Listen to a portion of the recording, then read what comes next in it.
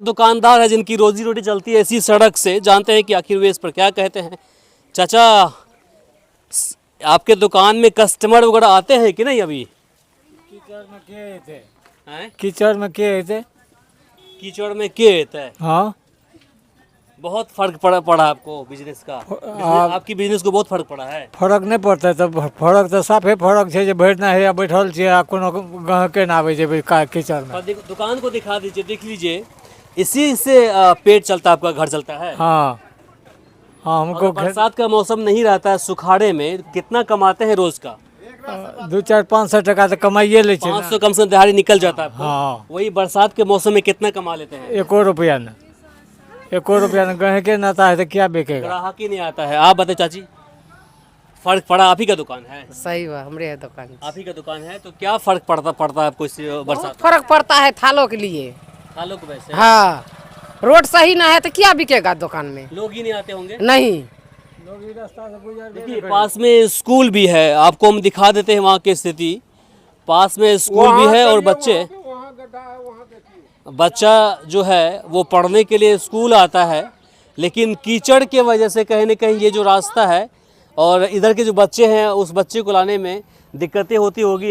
यहाँ पर कहीं न कहीं बंद कर देते, उनकी जो गाड़ी है इधर से निकलती नहीं होगी, तो बच्चे स्कूल भी नहीं आते होंगे। पास में ये सामने स्कूल है, प्राइवेट स्कूल है, और इससे भी आगे स्कूल है, और कई सारे बिजनेसमैन लोग भी हैं यहाँ पर जो बिज़नेस करते हैं, जिसकी गाड़ी यहाँ फंस जाती है। और जानकारी मिल रही है कि ये जो सामने है, ये सामने महादलित बस्ती है। सामने में महादलित बस्ती है, वहाँ से लोग जब बीमार पड़ते हैं किसी रास्ते से अररिया भड़गामा जाते हैं, बगल में CSC है, वहाँ जाते हैं। लेकिन जब एम्बुलेंस इस रास्ते से नहीं आ पाती है तो वो लोग कैसे जाएंगे इस रास्ते से? बहुत ही दुख की, बहुत ही शर्म की बात है। इससे अधिक क्या बोल सकते हैं? इस विकास को लेकर क्या कहेंगे आप? ये सबसे मेन मार्ग है। यहाँ से हम लोग को पूर्णिया, कटिहार, यानी हर जगह के लिए सिर्फ यही ठो रास्ता है। यहाँ पर ऐसा स्थिति हम देख रहे हैं कि यहाँ 5 साल से ऐसे ही पड़े हैं।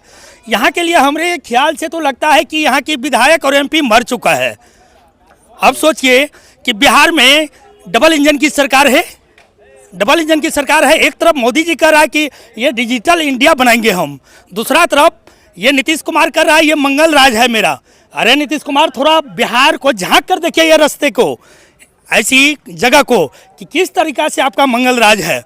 ये तो बिहार की, मैं पूरा अंधभक्तों से कहने के लिए चाहता हूँ कि आप लोगों को शर्म करो थोड़ा, कि आप लोग बार बार यहाँ की, मान के चलिए विधायक बीजेपी का है, MP बीजेपी का है, आप सोचिए कि विधायक बीजेपी का है, MP बीजेपी का है, लेकिन यहाँ देखने वाले कोई नहीं है।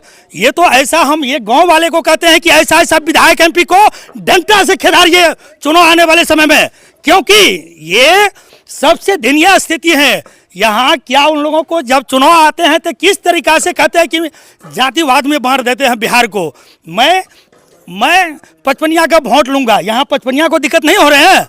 यहाँ तो मुझे ऐसा लगता है कि ये एरिया की अंधभक्तों को सोचना चाहिए कि अरे विधायक MP जो वोट लिए हैं, आखिर इसको कौन देखेगा?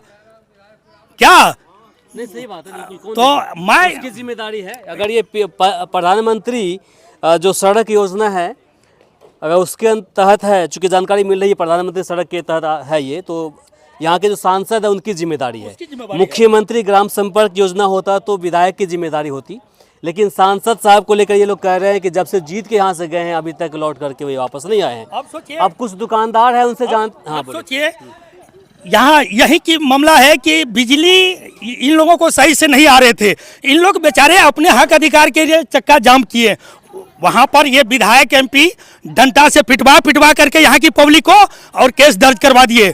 अब सोचिए कि डर के मारे ये अररिया जिला में, डर के मारे आदमी आवाज़ नहीं उठाने के लिए चाहते हैं कि ये बीजेपी का विधायक है, बीजेपी का MP है, हो सके तो हम पर केस कर सकते हैं। सोचिए कि ये नीतीश कुमार की डबल इंजन की राज में बिहार में कैसी डर की माहौल और खौफ बने हुए हैं कि ये कीचड़ पर भी आवाज़ उठाने का माहौल का है, फालतू की बात नहीं, फालतू बात नहीं, कहाँ डर का माहौल है? सुनिए ना, ये विकास अपने जगह पर, डर का माहौल कहाँ? नहीं नहीं, बात ये है ना, बिजली पर आवाज उठाए, अररिया जिला में बिजली सही से नहीं दे रहा था, उसमें पब्लिक आवाज उठाए, पब्लिक पर केस हुआ, अभी तक केस लड़ रहे हैं बेचारे।